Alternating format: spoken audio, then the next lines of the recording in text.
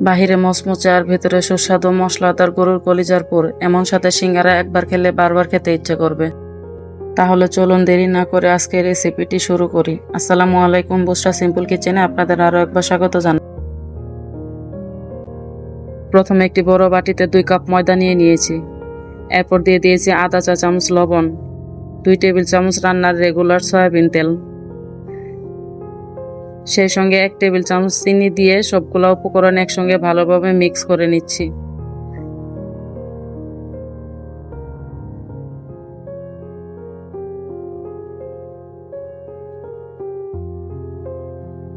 সবগুলো উপকরণ মিক্স হয়ে গেলে দেখবেন হাতের মুঠে এভাবে দলা পেকে নেওয়া যাচ্ছে।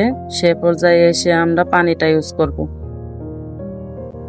এখানে পানির বিষয়টা খেয়াল রাখতে হবে, অল্প অল্প করে পানি দিতে হবে।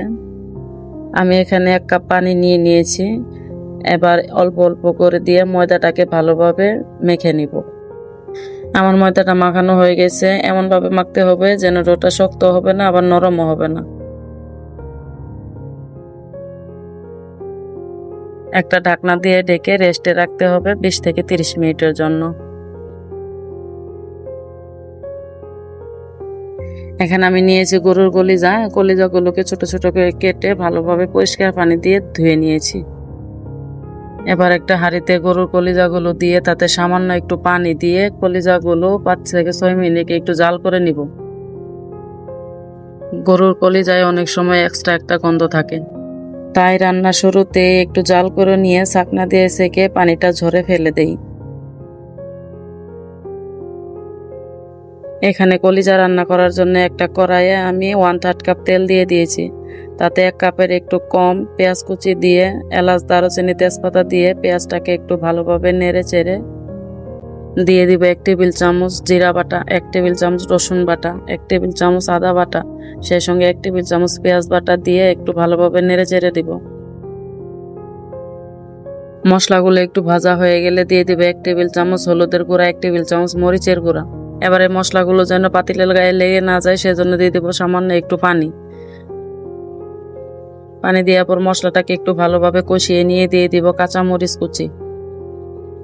আমি এখানে 2টা আলু ছোট ছোট করে কেটে নিয়ে দিয়ে দিয়েছি। এরপর দিয়ে দিব সেই সিদ্ধ করে রাখা কলিজাগুলো।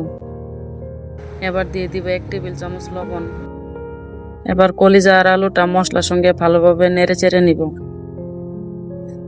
এরপর একটা ঢাকনা দিয়ে 5 থেকে 6 মিনিটের জন্য একটু কষিয়ে নিব। কলিজাটা ভালোভাবে কষানো হয়ে গেলে দিয়ে দিব 2 কাপ পানি। এবার একটা ঢাকনা দিয়ে 20 মিনিট জাল করে নিব। 20 মিনিট জাল করার পর দেখবেন তেলটা উপরে ভেসে উঠছে, সেই সময় আমার কলিজার রান্নাটা হয়ে গেছে। যে তেজপাতা, এলাচ, দারুচিনি দিয়েছিলাম সেগুলোকে ফেলে দিব।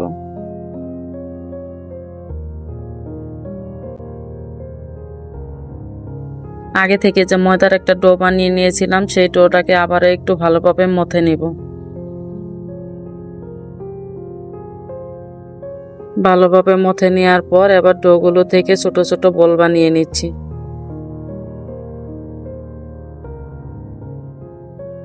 সিঙ্গারা বানানোর জন্য প্রথমে একটা ডো নিয়ে ভালোভাবে লম্বালম্বি একটা রুটি বানাতে হবে।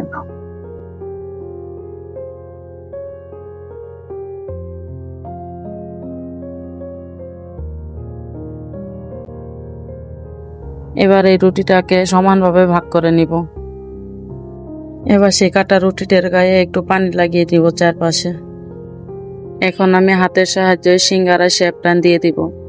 আপনারা ভালো করে খেয়াল করলে দেখতে পারবেন আমি কিভাবে সিঙ্গারাটা বানিয়ে নিয়েছি।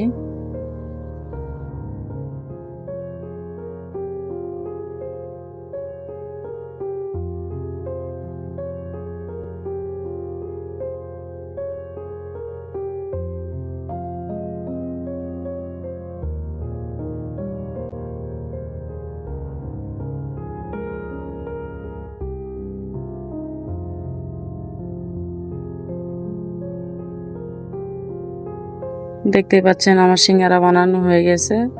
তো এইভাবে আমি সবগুলা সিঙ্গারা বানিয়ে নিয়েছি। এখন একটা কড়াইয়ে 1.5 কাপ তেল দিয়ে দিয়েছি। তেলটাকে ভালোভাবে গরম হয়ে এলে দিয়ে দিব বানিয়ে রাখা সিঙ্গারাগুলো। লো টু মিডিয়াম আঁচে সিঙ্গারাগুলো এপিট ওপিট করে ভেজে নিব।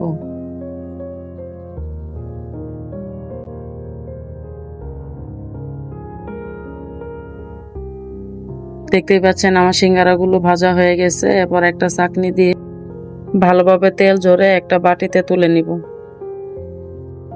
ভিডিওটি যদি ভালো লেগে যায় প্লিজ একটা লাইক দিতে ভুলবেন না, আর কমেন্টে জানিয়ে যাবেন কেমন হয়েছে। এমন সহজ রেসিপি পেতে চ্যানেলটি সাবস্ক্রাইব করে পাশে থাকবেন। আজকের মতো এখানেই বিদায় নিচ্ছি। সবাই ভালো থাকবেন, সুস্থ থাকবেন। আল্লাহ হাফেজ।